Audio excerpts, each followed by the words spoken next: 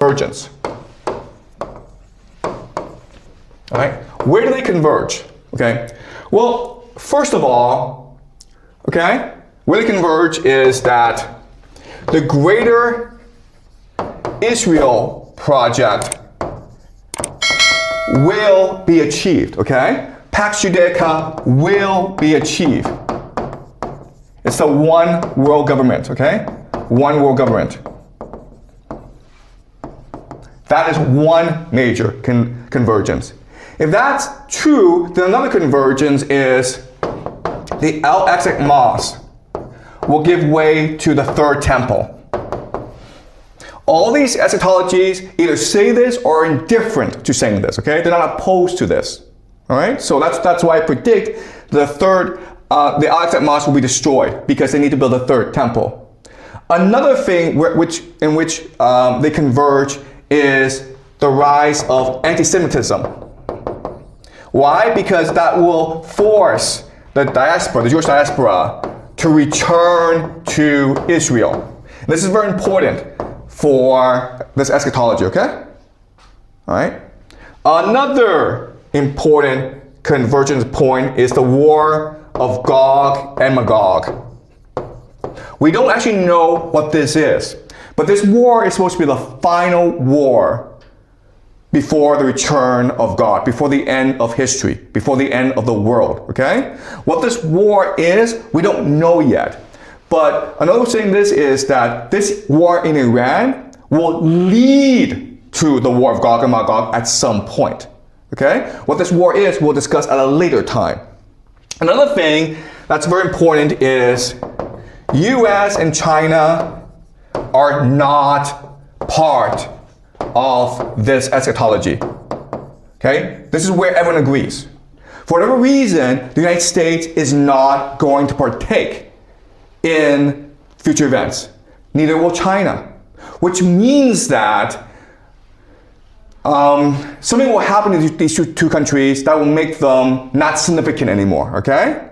And the best prediction for the United States then is civil war, right? Okay, civil war.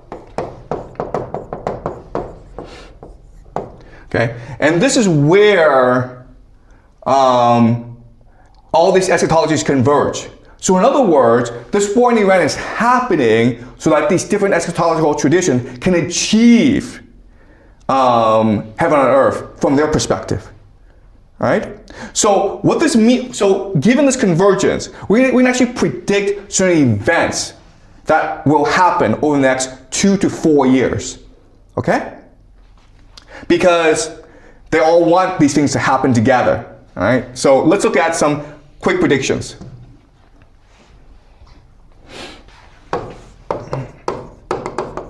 Okay? First prediction, of course, is that the US will use ground troops.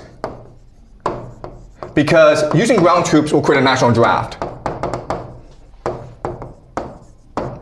And what does a national draft do? It creates a civil war, right?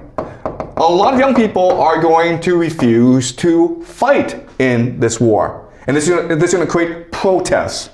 Then America will have no choice but to deploy the National Guard. And this will create the recipe for a lot of civil conflict in America.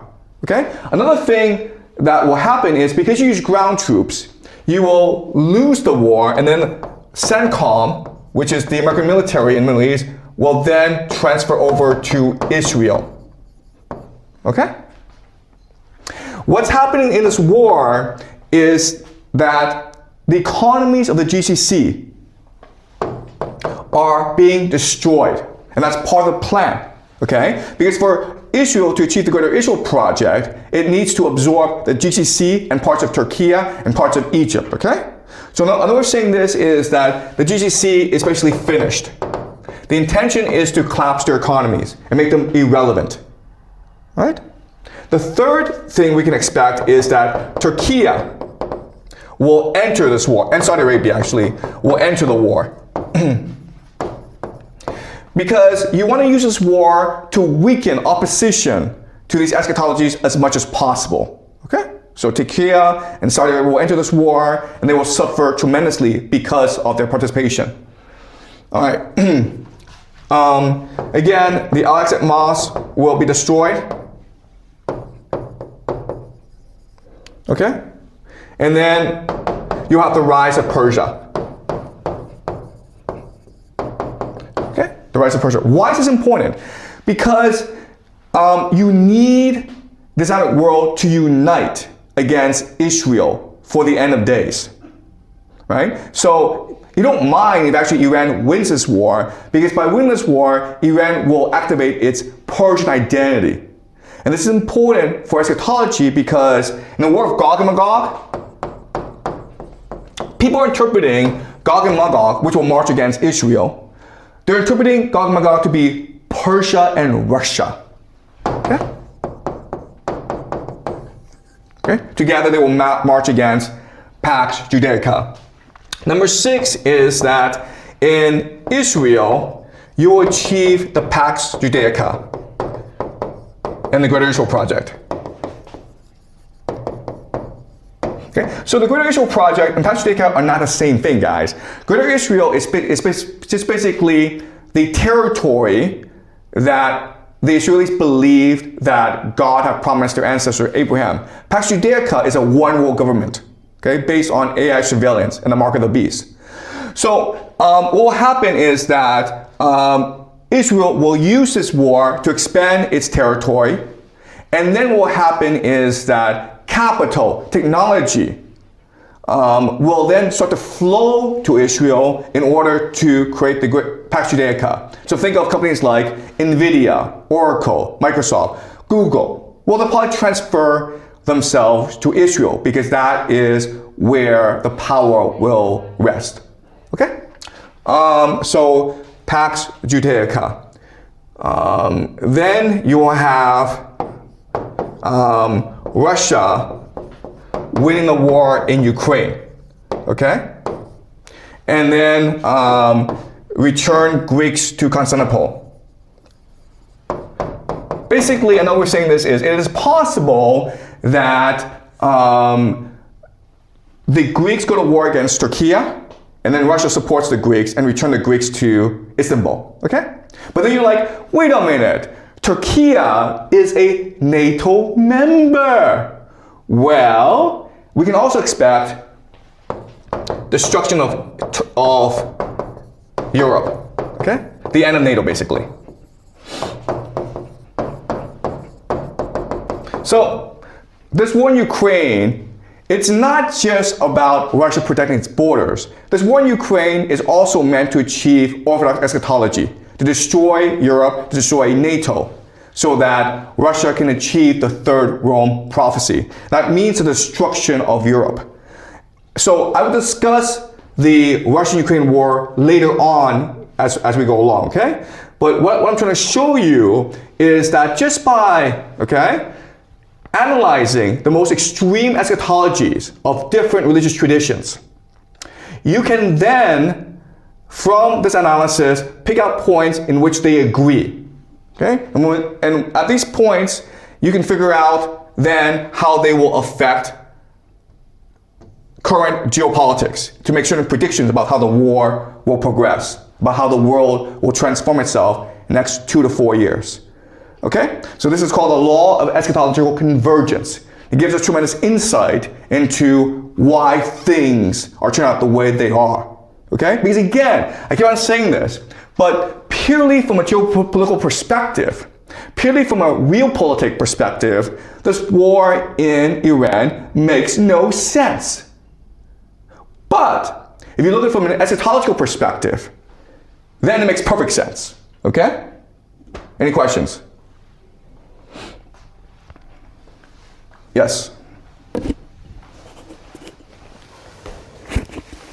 But I think, like, if we look into the war between America and Iran, I think Trump is trying to destroy Iran as the same way that he destroys Venezuela, but it fails, which led Iran to fight back. So I think this could also explain in a political way, but not religious. Okay. All right, that's a great point in that, listen, there's an explanation, which is that Trump is just stupid. He's arrogant. they had too much success in Venezuela. They go into Iran, and they think it's the same thing, and now they're losing, okay? And because they're losing, they are just panicking, okay? Okay, that's true. And if this explanation is true, then what will happen, what we can expect to happen is that Trump declares victory and goes home. Okay? That's what we can expect. And if the US does go home, then you're right, okay? So we can expect, but sorry, the question then is what happens next few months? All right. What you need to understand is this. War is not simple. Once you start a war, you can't end the war. All right, so let me explain really quickly why, okay? So you have Iran, and the main advantage that Iran has over the United States is the GCC cannot defend itself, okay? Because it's just a desert. And Iran, it's a mountain fortress, so it can shoot rockets, it can shoot drones at the GCC, and the GCC can't defend itself, okay? Before they thought these US bases could defend against Iran, but now you recognize these US bases can't defend themselves either, okay? All right, so the other thing that Iran did was close out the Strait of Hormuz. Okay, we closed out the Strait of Hormuz. And this is important because the GCC then exports oil to Asia and gets back food, okay? So the GCC basically requires the Strait of Hormuz in order just to survive, okay? Now, let's just say that US, Donald Trump's like, you know what, screw this. This is a stupid war, the Middle East is stupid, we're gonna go home, okay? What happens now? What happens is that Iran says to GCC, hey man, you attacked us. You destroyed our infrastructure, you destroyed our economy, you have to pay a compensation, okay? Right? Also, hey man, now we control the Strait of Hormuz, so if you want to use Strait of Hormuz, you have to pay us a toll. You have to pay us a tax. Right? So all this money of the GCC, before it's going to the United States to fuel the US economy, now where does it go? It goes to Iran. Right? That's a lot of money, man. We're talking about trillions and trillions of dollars. And what will Iran use with this money? It will use this money to repair its economy. So in 5 to 10 years, this is going to be an economic miracle. Where now Iran is able to industrialize really fast.